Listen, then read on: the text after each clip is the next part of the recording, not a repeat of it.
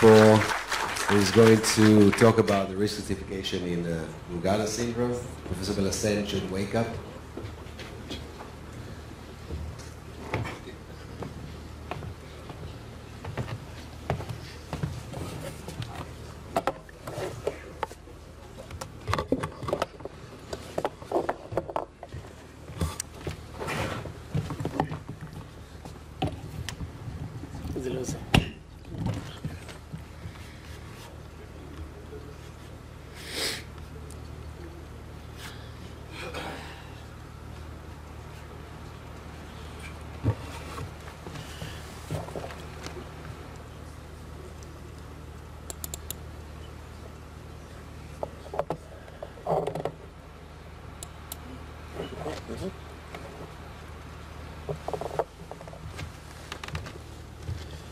It's incredible that people still use PCs when there is Macs. Okay, so we're going to talk about the risk stratification in Brugada syndrome, and I'm going to focus only on the asymptomatic patient. We'll leave the patient with syncope for another day. And the problem with the asymptomatic patient is that his absolute risk of having an arrhythmic event is low, but if he's going to have an arrhythmic event, he's likely to die from it. So as opposed to patients with long QT syndrome, where they usually have one or more episodes of syncope before they go to develop cardiac arrest, in patients with Brugada syndrome who develop symptoms, they're most likely to be a cardiac arrest during the first event. Now, what is the risk in absolute terms? So the best information we have is from this series with the longest follow-up, and in this series from Sasher, with a mean follow-up of 7 years, the risk of having a VF event was a little bit less than 1% per year.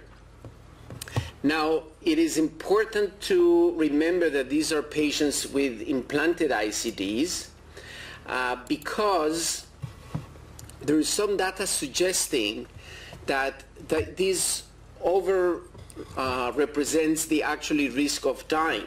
So if you look in this meta-analysis about what happened, what were the VF events in patients with ICD as opposed to patients without ICD, so you can see that the risk was much higher in patients with ICD than in patients without implanted ICDs having a real cardiac arrest.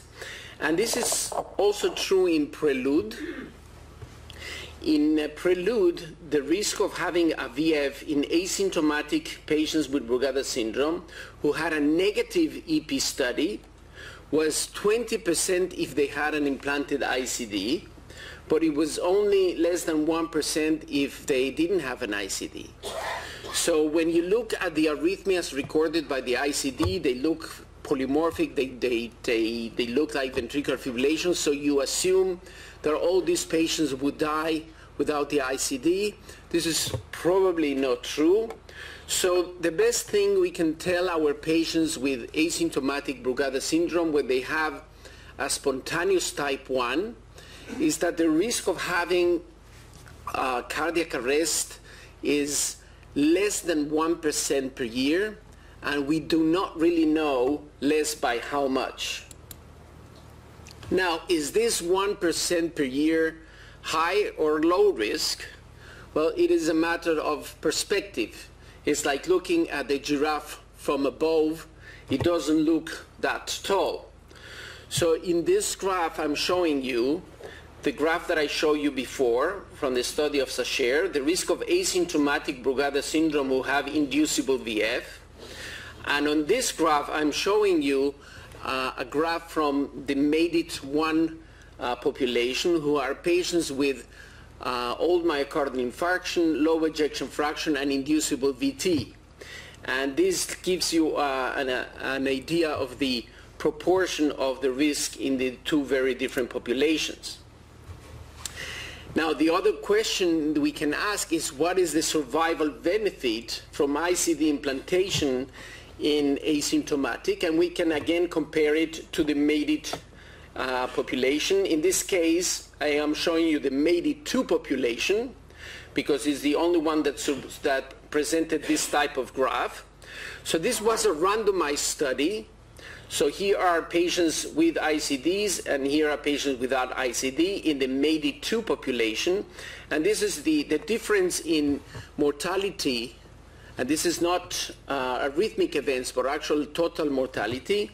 So this is the absolute survival benefit that you get from ICD implantation in the MADE-2 population. I mean, we don't have randomized control studies for patients with Brugada syndrome, but we can use again the same graph from Sacher, and we can imagine that since these are all young individuals who are healthy otherwise, this would be their expected survival benefit from ICD implantation. But this is an ideal curve, because in reality, the mortality of patients with asymptomatic Brugada, even if they have an implanted ICD, is not zero. For example, in the series of Sacher, the mortality rate in asymptomatic Brugada syndrome after 10 years of follow-up was 2%, and there were some mortalities due to suicide, and you have to wonder how much we contributed to these suicides by making a diagnosis of Brugada syndrome and adding the anxiety to the patient. There was one patient who was killed actually by the ICD during a series of inappropriate shocks, and there were other causes of death. And again, we have to remember the complication rate in the largest series of ICD is very large, it's 36%. Is probably going to go down now that we have ICDs that last for 10 years or more and now need to be replaced less often. But at least in the series that we have today, this is the complication rate from ICD implantation. So we do need some means of better risk stratification for the asymptomatic patients. Now, what hints do we have? The first thing to look at is the gender. So in all the large registry, the majority of patients who ended up having events were of male gender. Unfortunately, this is also true in the general populations of Brugada syndrome, asymptomatic. The majority are also male. So a male gender is less useful than we are used to believe. In fact, we have a very serious problem with the females who have the Brugada syndrome, because we do not really know how to recognize those who are going to have a cardiac arrest.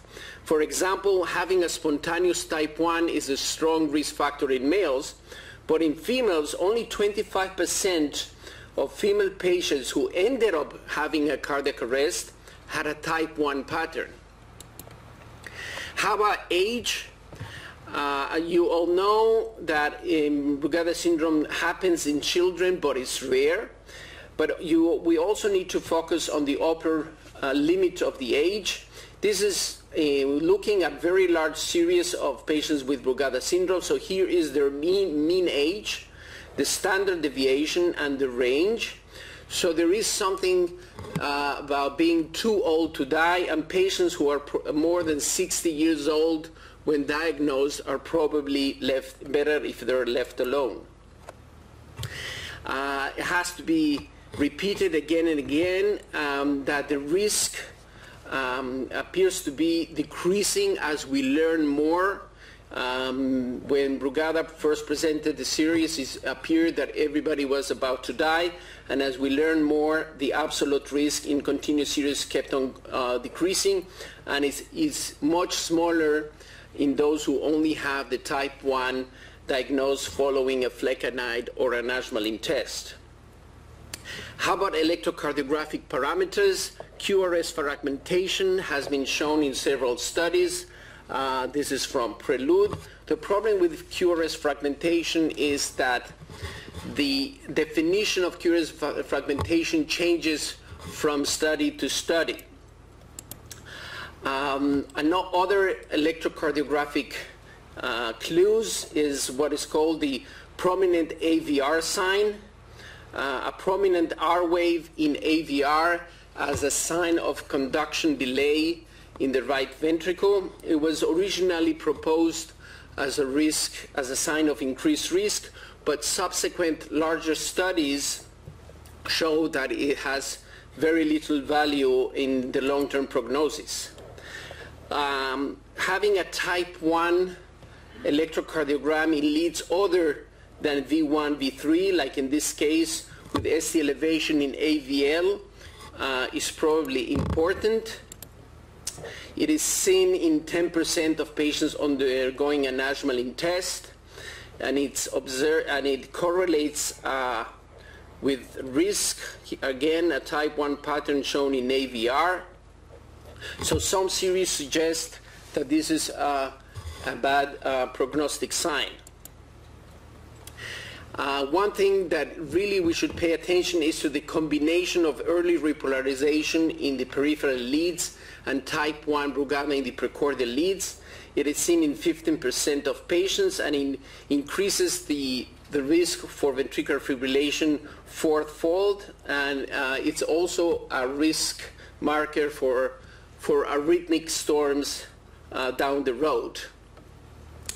The new sheriff in town, the new electrocardiographic sign that has been proposed by the group of Gaita, and with Carla also participating in the study, is the presence of prominent S waves in lead 1.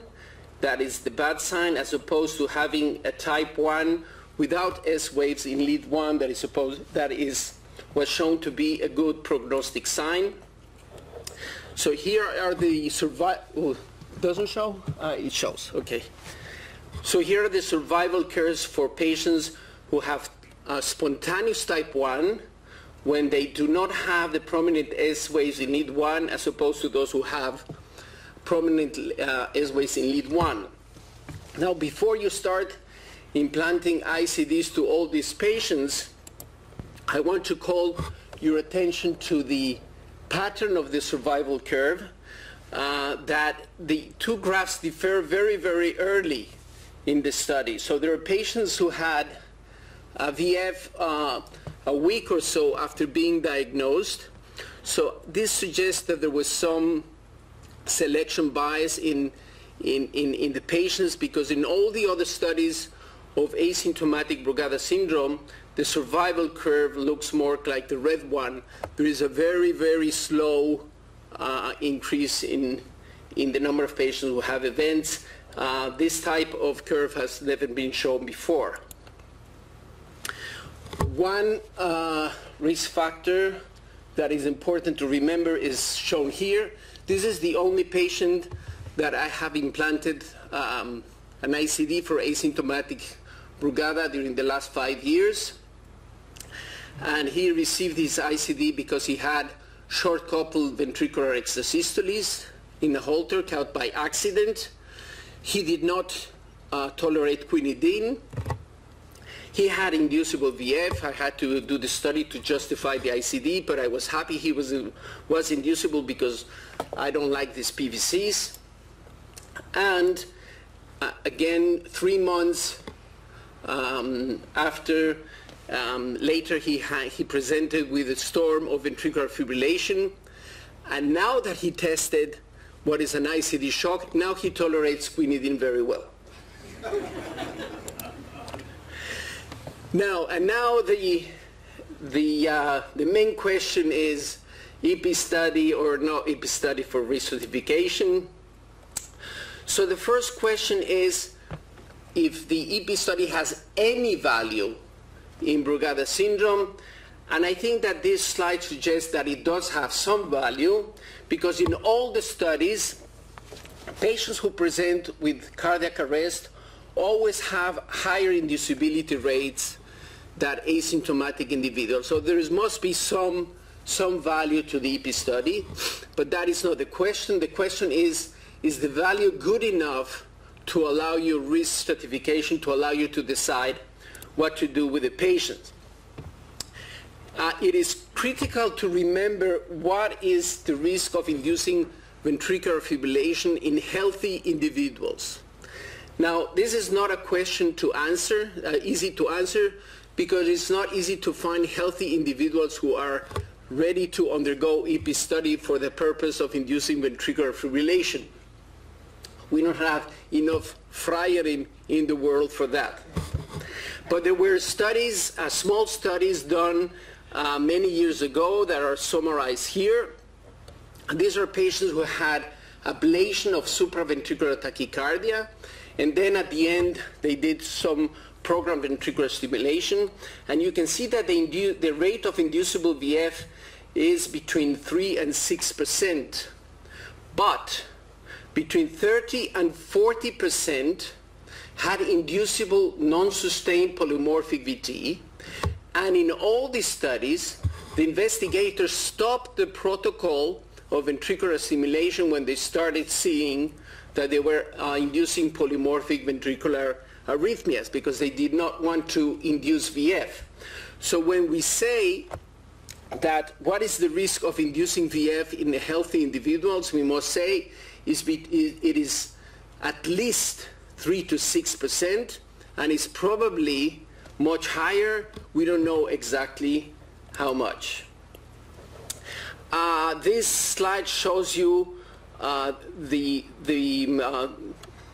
largest studies with from Japan, Europe, and the latest Brugada series. And if you combine the numbers here, the risk is higher in patients with inducible VF, but it's not really much higher, and it's driven all by the highest risk shown in the Brugada series here. 16% of patients with inducible VF had spontaneous event, which is much higher than in the finger or in the Japanese study. There is now a very, very important study, the pooled analysis, recently published in Circulation. This is not a meta-analysis. They didn't look at the published papers. They actually contacted the authors. They requested all the data, and they made a huge Excel database, and they pulled it together. So this is more valuable than the classic meta-analysis. So they had more than 1,000 patients without cardiac arrest. Now you can see that the investigators participating in the study, and you can see that the largest series are Finger from Europe and Prelude. They contributed the largest number of patients, and these two studies were negative. Now, I want you to look at two things. First, at the studies that are not here. So all the Japanese studies where the EPS didn't work did not participate here. Brugada did not participate here. So there's a lot of information missing here. And there's an important study by Delise that I will come back to it in a few minutes. Now, in this study, the inducibility rate was 19% when they used doubled and 42% when they used triple extra stimuli. And here you can see the annual incidence of events, and we will focus on the patients who were asymptomatic at presentation, and the risk was higher if they had inducible arrhythmia. So it was 1.7 as opposed to 0.8, double the risk if they have inducible VF. Now there was what it looks like a dose-response effect that is also convincing of the value of the EP studies, showing that patients who had inducible VF with double ventricular excess stimulation had a higher risk than those who were induced with triple ventricular excess stimulation, suggesting a dose effect event that is convincing. Now, this study will probably shift the pendulum. Everybody was doing EP studies many years ago. I think many of us stopped, and I can hear that some people are thinking about going back to performing the EP study. So before we do that, I want to show you a few things. First, the survival curve. So this is the survival curve of patients who had drug-induced Brugada, and you can see they are identical if they have inducible VF or if they're not inducible. They're completely identical. So even if you believe that there is a role of EP study, there is absolutely no reason to do that if the patient is asymptomatic and has the type 1 only when challenged with medication. How about asymptomatic who have a spontaneous Brugada? So again, the survival curves are identical for 3-4 years. Then they separate, and then after 10 years they appear to get back together. So this suggests that the absolute benefit from EP study followed by ICD is probably not going to be very significant. And finally, I want to show you the main limitation, in my view, of this very important study. 5% of patients had an arrhythmic event during follow-up. Again, first of all, the majority of arrhythmic events were ICD shocks, not really cardiac events. So there is some overestimation of the benefit of the entire study. And now the most important limitation is when you look at the three main studies in this pooled analysis. So we have Finger, Prelude, and the study by Delis, and you can see that the inducibility rate was very similar for the three studies. But here is the main point. In Finger, the very large European study, the risk for spontaneous VF was 3% if you were inducible and 1% if you were non-inducible. In Prelude, 4% if you have a positive EPS, 5% if you have a negative EPS. And now look at Delis, is 14% if you had inducible VF versus 0 if you were non-inducible. So what this is telling you is that even though this is a pooled analysis, and even though it has many patients, what it really is showing you is what is really driving the results of the study is the results of Delis, and this 14% rate is not seen in other studies. So we are used to think that some player, a single player, may determine the results of the entire game, like Messi here. So in this pooled analysis, it is the 14% rate of spontaneous event reported by Delis what is really driving the results of the entire study. Now, is this a unique finding? 14% positive predictive value of EP study? No, it has also been reported by Brugada. Now, but there is a very basic difference between the study by Delis and Brugada. Delis stimulates 2 right ventricular sites. Brugada stimulates only 1. So therefore, the inducibility rate reported by Brugada is much lower. But even despite this difference, they both have a very high positive predictive value and a very low negative predictive value. And I suggest that until we explain that paradox, we should be very careful about recommending EP studies. And we have an alternative.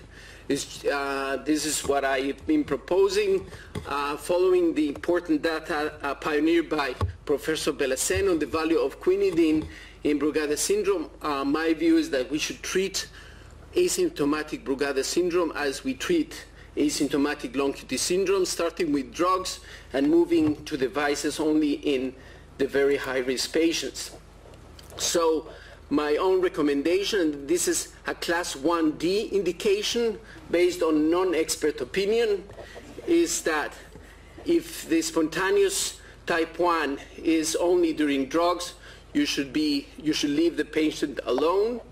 And if they have a spontaneous type 1, they should be treated with empiric quinidine without EP studies. And I remind you that we're still running the International Registry of Empiric Quinidine for asymptomatic Brugada. Thank you.